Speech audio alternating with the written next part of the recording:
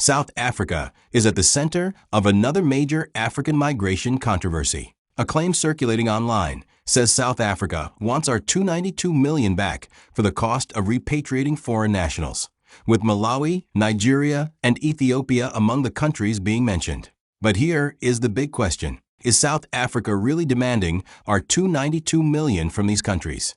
And if so, who is supposed to pay the bill? And more importantly, what does this mean for the future relationship between South Africa and other African countries? Today, we are breaking down what is confirmed, what remains a claim, and why this story could become another major issue in Africa's migration debate. Stay with me, because the numbers, the politics, and the humanitarian situation are all connected. South Africa has been dealing with a major immigration and anti-migrant crisis during 2026. Anti-immigrant protests have spread in different parts of the country, with protesters demanding tougher action against undocumented foreigners. In some areas, the situation became extremely tense. There were protests, clashes, business closures, and fears among migrant communities. The situation became particularly serious in Durban, where thousands of Malawian nationals gathered at temporary sites while arrangements were made for their return to Malawi. South African authorities also intensified immigration enforcement. The government established a priority court in Durban to deal with immigration cases involving Malawian nationals. Officials said thousands of people had been identified as being in violation of South Africa's immigration laws through issues such as visa overstays, expired documents, or undocumented status. Government says the scale of repatriation operation has placed significant pressure on its finances. It says the number of people repatriated in such a short period is unprecedented.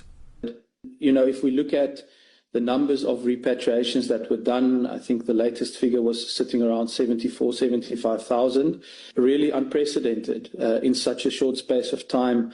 The department's Director General says the operation was not budgeted for, describing the expenditure as an unfunded mandate.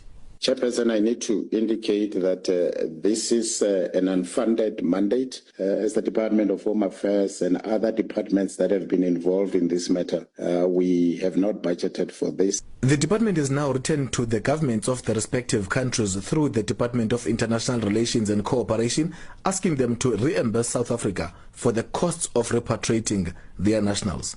We have also written to the government of Malawi, and of course the embassies of Nigeria and Ethiopia, requesting reimbursements of this cost through the Department of DERCO, and we are anticipating responses from those governments. Home Affairs says the repatriation program remains a major financial burden, with the department now looking to both the National Treasury and the affected countries to Umnyango wezasekhaya usubhalele amazwe Ethiopia, Somalia, neMalawi ucela ukuba bakhokhe imali abayisebenzisa ekuhambiseni abantu babo ababela eSouth Africa ngokungemthetho.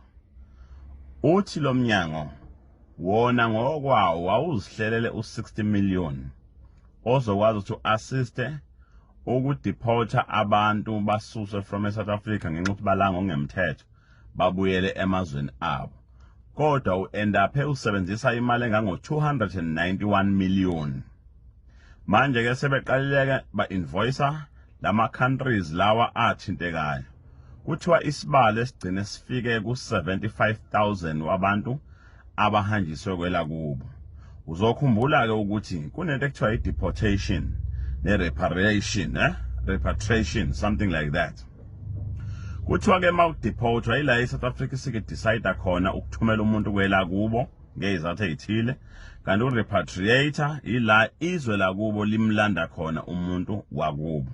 So this time around bekulindeleke ukuthi abasemazweni abo babuye bazolanda abantu babo. So iSouth Africa iassistileke ukubagcina laba bantu kubatransporta beze beyalela impompo eMusina la beyolindela khona kune port khona la belindela khona abantu bokufika nala beassistwe khona kusetshenzwa ama overnight. So leyo mali leyo uthi ke uhulumeni wase South Africa ngomnyango wa Home Affairs useqalile manje yaba invoicer abangale ukuthi mababhadale. So kubalekile Kunobhuti la odayisa imoto la kuma social media ekuthiwa uNtokozo waziwa ngoNtokozo Cars. Ubekade postileke einsukwini ethi umndeni wakwaSicebi umvumele ukuthi mashuthe umuzi obekade wakhiwe uSicebo isitezi ongakapheli. So wasibonisa ke zonke ezinye izinto and then wayesesha ukuthi kulabo abathanda ukungenelela nali ibhodo livuliwe bangangenelela. Namhlanje ubhuti kaSicebo bekade Sokhosini FM eqinisekisa ukuthi bona bazi uSicebi Dlamini okungowabo kuphela. Kodwa inkosi yamagcokama sekucacile ukuthi yesizwe sonke. So bona ngeke beze bemelane ke nokufuna ukwenza kwabantu abathanda inkosi yamagcokama. In other words, uma kuvela ibhodo la kuthiwa siphose khona emcengezini senzele inkosi yamagcokama ikwazi uqedela umuzi eyivele iuqalile.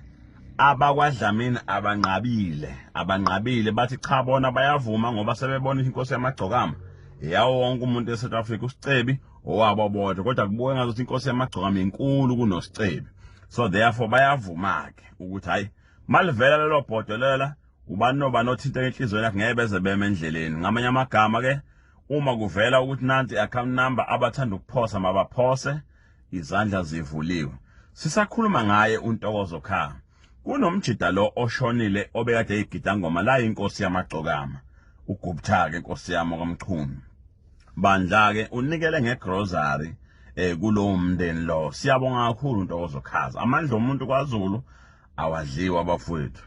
Ake silaleni kamnandi ke sigwinyele izindaba lezi sibona ngesiqale ngazo kuze kube ikusasa ekseni sibone ukuthi iSouth Africa isiphathelene ngezigameko zayo ezihlukene. Malawi has been one of the countries most visibly affected by the South African repatriation crisis.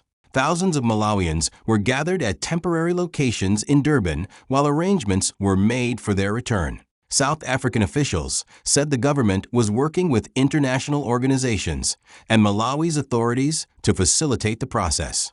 At one point, South African authorities reported that more than 15,000 Malawian nationals had been processed for deportation and repatriation. Malawian migrants waiting with luggage. Think about what that means. This isn't simply a political headline. Behind every number are families. There are mothers. There are children. There are workers who may have spent years in South Africa. There are people who may have businesses, homes, jobs, or school-going children. And suddenly, they are facing a decision about returning home. For Malawi, this creates its own challenge. The country has to receive returning citizens, while also dealing with the economic consequences of thousands of people coming back. What about Nigeria?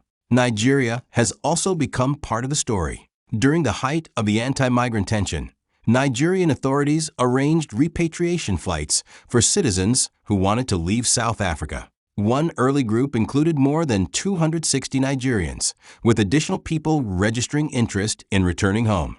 The Nigerian government was responding primarily to concerns about the safety of its citizens. And this is where the distinction between voluntary repatriation and deportation becomes important. Voluntary repatriation means a person agrees to return. Deportation is different. It is an enforcement process involving people who are found to be unlawfully present or otherwise subject to removal under immigration law. Your viewers need to understand this distinction because social media often mixes the two terms together. Now, let's look at the bigger question. Why would South Africa potentially seek reimbursement for repatriation? Because large-scale repatriation involves real costs. There are buses. There are temporary accommodation facilities. There are immigration officers. There is document verification. There are security arrangements. There are border processing procedures. There can also be flights, humanitarian assistance, and coordination with foreign governments. When thousands of people are involved, those costs can become significant. But there is another side. Countries may argue that responsibility for repatriation costs depends on the circumstances of each case and on agreements between governments.